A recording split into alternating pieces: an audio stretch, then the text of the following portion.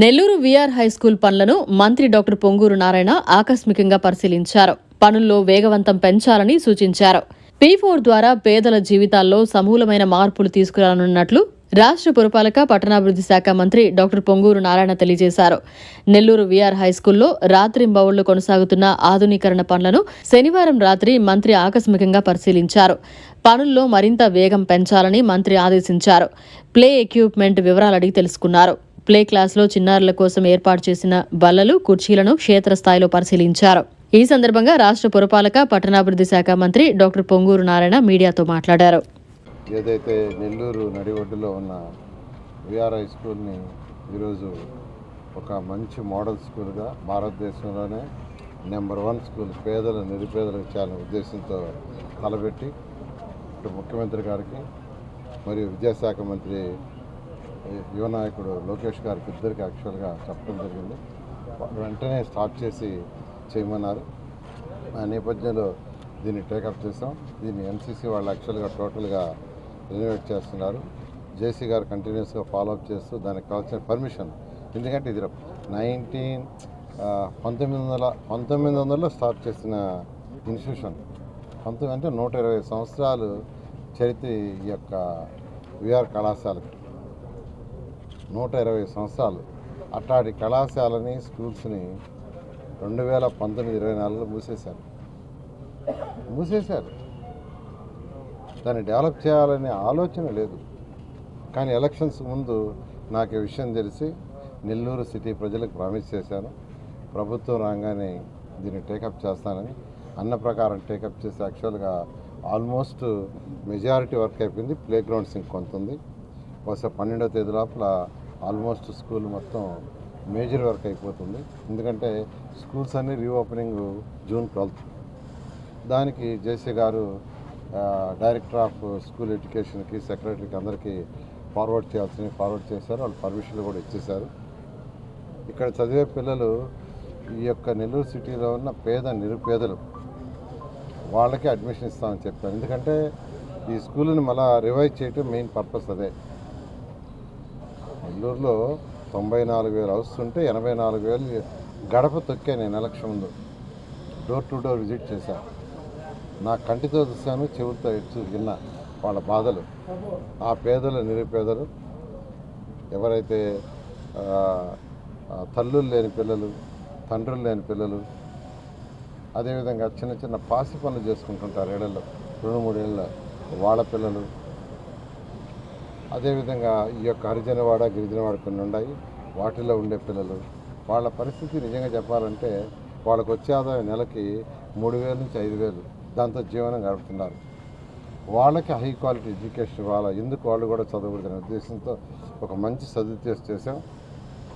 ఇలాగే నెల్లూరు సిటీలో 54 స్కూల్స్ ఉన్నాయి, హై స్కూల్స్ కానీ ప్రైమరీ స్కూల్స్ కానీ. వీటిలన్నిటి 1 yearలో తీర్చిదిద్దాలనేది నా యొక్క టార్గెట్. ఖచ్చితంగా చేస్తాను. ఇప్పుడు డిఎస్ఆర్ కన్స్ట్రక్షన్స్ వారు నెల్లూరులో, సుధాకర్ రెడ్డి గారు నెల్లూరేను, వాళ్ళు 32 అంతస్తుల బిల్డింగ్ కూడా కడుతున్నారు, ఒక హాస్పిటల్ కడుతున్నారు, కోట్లు కడుతున్నారు. వాళ్ళని ఈ మధ్య రమ్మని ఇన్వైట్ చేశారు. వాళ్ళు వచ్చి స్కూల్ చూశారు. చూడంగానే మేము కూడా ఒక స్కూలు అడాప్ట్ చేసుకుంటామని మూలాపేటలో ఉన్న గర్ల్స్ స్కూల్ని అడాప్ట్ చేసుకున్నారు. ఇదే విధంగా డెవలప్ చేస్తున్నారు. ఇవాళ కూడా వాళ్ళతో యాక్చువల్గా నా డిస్కషన్ జరిగింది. సుధాకర్ రెడ్డి గారితో మాట్లాడాను. వాళ్ళు ఇక్కడ నెల్లూరులో అనిల్ అని ఉన్నారు సార్, వాళ్ళు మీ దగ్గరికి వస్తారని వాళ్ళ దగ్గరికి వచ్చారు. వాళ్ళతో డిస్కస్ చేశా. రేపు మళ్ళా ఆ స్కూల్ విజిట్ చేస్తానని చెప్పాను. అదేవిధంగా వేమిరెడ్డి ప్రభాకర్ రెడ్డి గారు కూడా, ఎంపీ గారు కూడా, ఆయన కూడా తీసుకొచ్చాను. ఆయన కూడా చూశాడు. ఆయన కూడా నేను కూడా ఒక స్కూలు అడాప్ట్ చేసుకుంటానన్నారు.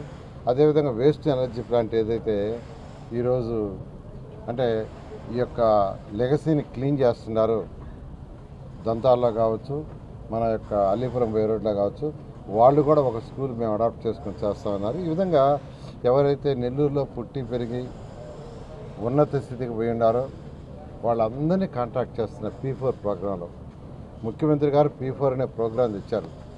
P4 అంటే ఏం లేదు, ఈ రాష్ట్రంలో బాగా డెవలప్ అయిన టాప్ 10%, బాటంలో ఉన్న 20% మంది ప్రజలకి సపోర్ట్ చేయటం. సపోర్ట్ అంటే వాళ్ళని అడాప్ట్ చేసుకొని వాళ్ళకి మెంటరింగ్ చేయటం, గైడ్ చేయటం. డబ్బులేం ఖర్చు పెట్టబడలే. వాళ్ళకి ఎలా చేస్తే వాళ్ళ జీవన విధానం మారుతుంది, ఏ విధంగా వాళ్ళ పిల్లలు చదువుకుంటారు, ప్రభుత్వంలోని పథకాలను ఏ విధంగా వాళ్ళకి అందించాలి, లేదు చేతికుండా సహాయం చేయదలుచుకుంటే కొంత సహాయం చేయటం. ఆ యొక్క P4 ప్రోగ్రాంలని ఈ స్కూల్లో మేము టేకప్ చేసాం. మా పిల్లలు కూడా ఈ స్కూల్లో చదివే పిల్లల యొక్క ఫ్యామిలీస్ని కొందరిని P4 ప్రోగ్రాంలు అడాప్ట్ చేసుకుంటున్నారు. అదేవిధంగా నెల్లూరులో ఉన్న 54 స్కూల్స్ P4 ప్రోగ్రాంలు ఇదే స్కూల్ మోడల్లో రాబోయే 1 yearలో రెనోవేట్ చేస్తామని నెల్లూరు ప్రజలందరికీ తెలియజేస్తున్నాను. ఇది అయిన తర్వాత నెల్లూరు రూరల్ కూడా టేకప్ చేస్తాం. ఎందుకంటే నెల్లూరు సిటీలో నేను గెలిచే ఎమ్మెల్యేగా ఓట్లు ఎంచుకొని గెలిచినప్పుడు నా బాధ్యత. అందుకని ఫస్ట్ దీన్ని చేసి తర్వాత నెల్లూరు కార్పొరేషన్ 54 డివిజన్లు కూడా ఇదే విధంగా రాబోయే 5 సంవత్సరాల్లో డెవలప్ చేస్తామని తెలియజేస్తున్నాం. Thank you. అన్ని డిపార్ట్మెంట్స్ కోఆపరేషన్తో మేము ఆనరబుల్ MAOD మినిస్టర్ గారి ఆధ్వర్యంలో VR స్కూల్ని కంప్లీట్గా రెనోవేట్ చేసి మున్సిపల్ కార్పొరేషన్ హ్యాండ్ ఓవర్ చేయడం జరుగుతుంది. సో అన్ని డిపార్ట్మెంట్స్ కోఆపరేషన్తో 12th జూన్ స్కూల్ అనేది స్టార్ట్ చేయడం జరుగుతుంది. దానికి సంబంధించిన ఎన్రోల్మెంట్ అంతా కూడా చేస్తున్నాము. అదేవిధంగా ప్రజలందరూ కూడా నిజంగా నిరుపేదలైన వాళ్ళందరూ కూడా వాళ్ళ పిల్లలకి రిక్వైర్మెంట్ ఉంటే డెఫినెట్లీ ఎన్రోల్మెంట్ చేసుకోవాలని మరొకసారి మనవి చేస్తున్నాను. ఈ స్కూల్లో చదువుకునే అవకాశం పొందాలని అందరికీ కూడా మరొకసారి మనవి చేస్తున్నాను. Thank you. నమస్కారం. ఈరోజు ఈ కాలేజ్ చూస్తే ఒకప్పుడు VR college, VR high school, పైన లా కాలేజ్. అదే నా రూమ్. నేను చదివింది 2 సంవత్సరాలు లా పాస్ అయ్యాను, 3వ సంవత్సరం రాయలే. 75% లాయర్ నేను.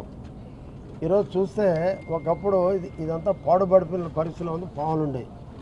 కానీ ఇంతలా VR కాలేజ్ అంటే ఆంధ్ర రాష్ట్రంలోని పేరు. దీని తర్వాత సర్వోదయ కాలేజ్ నెల్లూరు. అటువంటిది ఈ కాలేజ్ తిరిగి పరిస్థితికి వస్తుందా అనే పరిస్థితి చూస్తే ఇప్పుడు నిజంగా నారాయణ గారు అదేమంటే అల్లావుద్దీన్ అద్భుత దీపంలాగా దీన్ని ఈరోజు సృష్టించారు. ఎవరు ఊహించలే.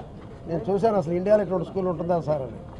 ఇది ఏ కోటీశ్వర్ల పిల్లల్లో, మామూలు కోటీశ్వర్లు కాదండి, దాదాపు 100 కోట్లు ఉండే ఆ పైనుండే పిల్లలు చదివేటువంటి మొత్తం ఇన్ఫ్రాస్ట్రక్చర్ అటువంటి స్కూల్ని ఈరోజు నిర్మించి దాంట్లో ఉండేది ఎవరంటే కాలువ గట్టలు ఉండేటువంటి నిరుపేదలు, ఇంట్లో పాచి పని చేసే వాళ్ళ పిల్లకాయలు. అదే రకంగా ఆ పిల్లల్ని చదివించలేక వాళ్ళు ఏదో ఒక హోటల్లో పనిచేసేదో ఏదో ఇంట్లో పనిచేసే వాళ్ళ పిల్లలు, అదే రకంగా స్కామ్ చేసే పిల్లలు, అదే రకంగా తెలుగుదేశం పార్టీలో ఉన్నటువంటి పేదవాళ్ళ పిల్లలు. ఒక పేదవాళ్ళు చదివే స్కూలేనా అనిపిస్తుంది నాకైతే నిజంగా. ఈరోజు ఇప్పుడు చూశాను, ఈ మధ్య రాలేదు, నేను వచ్చే దాదాపు ఒక 20 రోజులు అయింది. 20 రోజుల తర్వాత మొత్తం మార్చేశారు. అదే నారాయణ గారు సృష్టి అంటే. నిజంగా ఒక పేదవాడు ఇక్కడ గాని వస్తే ఈ స్కూల్ నాకేనా అనేది అనిపిస్తుంది. ఇటువంటి అద్భుతాన్ని సృష్టించినటువంటి నారాయణ గారికి పేదలంతా కూడా జీవితాంతం రుణపడి ఉంటారని చెప్పి నేను తెలియజేస్తా ఉన్నా. అదే రకంగా దీన్ని ఆయన మాట విని బాగా చేస్తున్నటువంటి ఎన్సీసీ వాళ్ళకి, అదే రకంగా పృథ్వీకి, వాళ్ళ మిసెస్కి, అదే రకంగా నారాయణ గారి పాప, ఆ పాప అన్ని దేశాలు తిరిగింది. ఆ ఇన్ఫ్రాస్ట్రక్చర్ ఎలా ఉందో ఇక్కడ చెబుతుంది. అంత బ్రహ్మాండంగా తీర్చిదిద్దారు. ఇది నిజంగా ఒక అదృష్టం. నెల్లూరు పట్టణంలో ఉండేటువంటి ఒక పేద ప్రజలకి భారతదేశంలోనే నారాయణ గారు ఒక ఆదర్శం చేయబోతున్నారు. ఎందుకంటే గతంలో తెచ్చారు ఇదే స్కూల్లో మిద్దె పైన ఇంటర్మీడియట్ ఆ రోజు పెట్టి ఇంగ్లీష్ మీడియం పెట్టి ఎంతోమంది రాష్ట్రంలో వాళ్ళని చదివించి వాళ్ళని మంచి ఉద్యోగాలకు పంపించేటువంటి ఘనత మా నారాయణ గారు. మళ్ళీ ఈరోజు ఆయన వచ్చినటువంటి ఒక గొప్ప ఆలోచన ఈ స్కూల్ది. నిజంగా చాలా గొప్ప విషయం సార్. నిజంగా పేదవాళ్ళు మీకు రుణపడి ఉంటారు. నా బోర్డు కూడా మీకు రుణపడి ఉంటాడు. ఎందుకంటే మీరు చిన్నతనం నుంచి ఇంగ్లీష్ నేర్పిస్తున్నారు. దీంట్లో నాది ఒక బాధ ఉంది. నేను కాంగ్రెస్ పార్టీలో 2000 ముందు కాంగ్రెస్లో ఉన్నా. ఆనాడు విద్యార్థి కాంగ్రెస్కి నేను ఫౌండర్ని. నాకు రాజీవ్ గాంధీ గారు ఆంధ్ర రాష్ట్రంలో ఫస్ట్ నెల్లూరు అని చెప్పి 5 నిమిషాలు ఇంటర్వ్యూ ఇచ్చాడు మద్రాసులో ఒక ప్లేన్ రైల్లో. నాకు ఇంగ్లీష్ అర్థం చేసుకోగలగాని ఫ్లూయెంట్గా మాట్లాడలేడు. కనీసం రాజీవ్ గాంధీ గారితో సిగ్గుతో 2 నిమిషాలు మాట బయటకు వచ్చాను, 5 నిమిషాలు టైం ఇస్తే. నిజంగా ఆ రోజు నారాయణ గారు లాంటి వాళ్ళు ఉంటే నేను ఈరోజు బాగా చదువుకునేవాడినేమో. అట్లా నాలాగా ఎవరు బాధపడకుండా అందరూ చదువుకునే అవకాశం కల్పించిన దానికి నారాయణ గారికి ప్రత్యేక మరిన్ని అప్డేట్స్ కోసం మన HN9 టీవీ ఛానల్ ని సబ్స్క్రైబ్ చేసుకోండి.